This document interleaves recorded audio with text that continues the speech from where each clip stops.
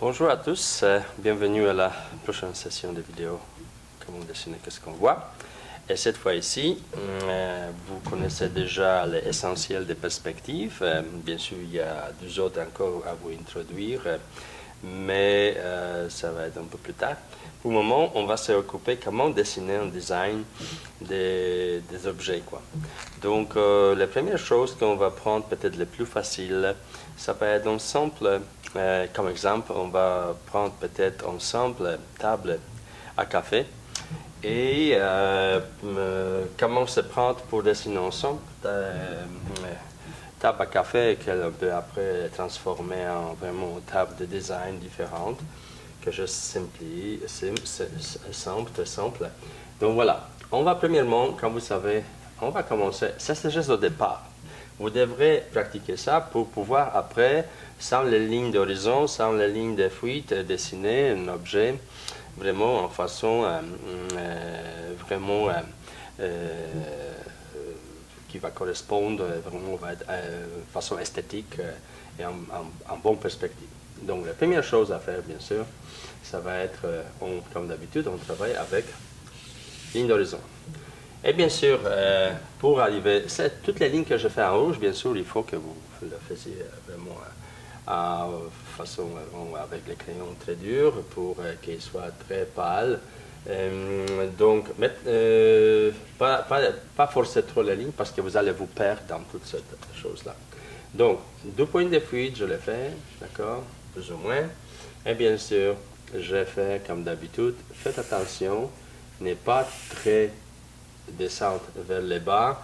Et aussi, les lignes de fuite, il faut qu'elles soient éloignées de l'objet. Donc, si jamais on prend les câbles à café, donc ça va être approximativement cette forme-là, d'accord? Donc, on voit pour le moment que la perspective n'est pas trop exagérée. Et bien sûr, maintenant, on fait le vertical au coin. Et on décide des longueurs de pieds. Disons que les pieds vont être à peu près ici. Donc, bien sûr, de cette pointe de fuite, on va traverser en ligne comme ça. L'autre, on va traverser ici. Et qu'est-ce qu'on a aussi? On a ce genre de, disons, pieds comme ça. Donc, pour le moment, bien sûr, si cette pied, je vais aussi aligner à cette pointe-là.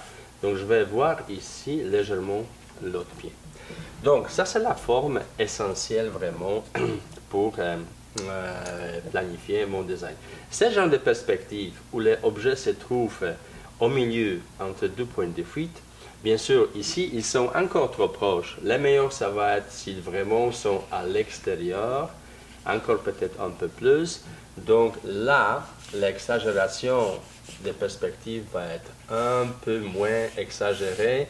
Et les pieds aussi, comme vous voyez, ils vont être un peu plus, regardez, cette partie-là et cette partie-là. C'est beaucoup plus normal maintenant, d'accord? Donc faites attention à ça. Moi, je fais juste pour vous montrer la différence entre un et l'autre, parce que regardez maintenant, c'est beaucoup plus, et maintenant si je prends d'ici, je vais joindre cette pointe de fuite, l'autre pied c'est beaucoup plus visible. Donc maintenant, disons, on a une structure essentielle, et bien sûr maintenant je décide, qu'est-ce que je vais faire. Peut-être cette table va avoir les côtés un peu plus allongés, pas trop aplatis, donc je vais faire peut-être un genre de choses. Bien sûr, toutes les lignes, il faut au départ allonger, d'accord? Donc c'est la même avec les points de fuite. À ce moment-là, ça va être cette la plus placée le plus extérieur d'objet. Donc maintenant je l'aligne ici, ça va être à quelque part l'autre ligne, d'accord? Bien sûr, celui-là, j'ai aussi aligne à point de fuite, je vais avoir ce genre de perspective. D'ici, j'aligne cette partie-là, je vais avoir ce genre de perspective. Et d'ici, si j'aligne, je vais avoir, voilà, à peu près objet qui va correspondre à quelque chose comme ça. Donc, on peut retracer un peu plus maintenant en noir. Voilà, les lignes, okay, plus fort, pour qu'on voit beaucoup mieux. Et bien sûr, on a déjà les tops de table approximativement faits. Maintenant, bien sûr, les pieds, je peux les dessiner n'importe comment. Il peut être geste comme ça, quoi, très simple, d'accord? Mais ça, c'est aussi bon, mais ça peut être bon, mais ça dépend maintenant de quel bois et quel matériel on va décider de le faire. On peut faire même, regardez, pied qui va avoir un peu côté triangulaire. L'autre, on peut peut-être modifier, on peut faire genre de cube, ici, cylindre, pardon, ici ça va être une petite, disons, sphère, et après un petit point comme ça. Voyez-vous, chaque fois, regardez, si chaque fois le design change, d'accord? Ici, bien sûr, cette pied, parce que j'ai fait les côtés un peu plus larges, elle va être visible juste légèrement si jamais je fais la même pièce. Sinon, le triangulaire, ça aussi. Mais celui-là, à ce moment-là, il va être un peu plus large. Mais c'est pas grave, on ne va pas là. Donc maintenant, regardez, je peux laisser comme ça aussi. Chaque pièce, ça peut être différente, c'est déjà un design. Et maintenant, si je veux un partie de table, d'accord, je peux ouvrir. Donc, je vais avoir un genre de cadre dans quoi je peux mettre un verre, un miroir, n'importe quoi.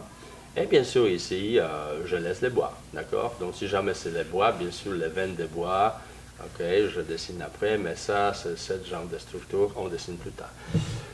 Essentiel que je voulais vous montrer que, premièrement, il faut que vous pratiquiez, voilà, pour que votre forme est beaucoup plus correcte et bien dessinée. Il faut appliquer l'horizon, la ligne de fuite, parce que tout ça doit croiser, toutes les lignes de fuite doivent se croiser sur la même ligne d'horizon. Donc, après, quand vous pratiquez beaucoup, vous allez être beaucoup plus à l'aise de déjà sans horizon ou ligne ou rien, dessiner déjà approximativement, voilà, approximativement, ok, la forme d'étape qui va correspondre plus ou moins avec perspective. Et vous pouvez toujours, au départ, je vous suggère encore faire un genre de boîte rectangulaire, voilà, comme ça, bien sûr. Vous imitez ici la perspective approximative parce que vous ne savez pas si ces deux points vont se croiser sur la même ligne d'horizon et ces deux. Mais approximativement, avec cet angle qui est très sécuritaire, on a beaucoup de chances qu'ils vont se croiser sur la même ligne d'horizon. Mais on peut aller, pour construire n'importe quoi, la meilleure façon, c'est voir toujours cette cube rectangulaire en transparence.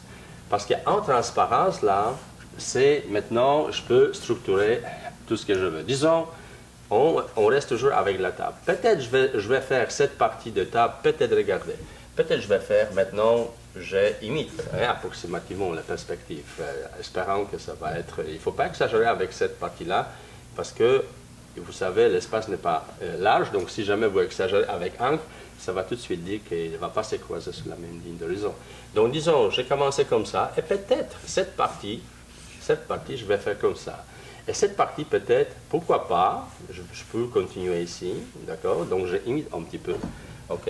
Parce qu'une fois vous allez pratiquer beaucoup de dessins comme ça, vous allez avoir dans votre mémoire déjà approximativement les lignes et les horizons en votre imagination. Donc vous pouvez vraiment commencer à dessiner à cette façon-là.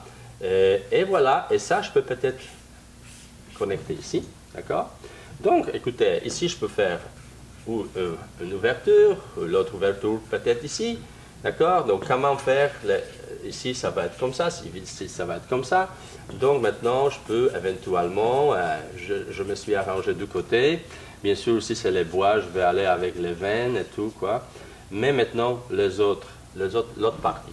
Bien sûr l'autre partie, je ne vais pas faire ça partout parce que en design, il faut chercher vraiment quelque chose qui esthétiquement est différent et acceptable.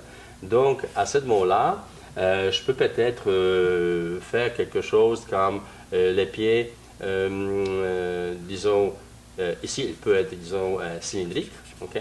Cylindrique.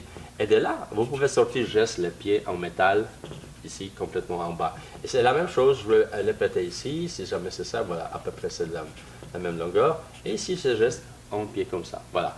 Et vous pouvez finir avec une petite forme conique.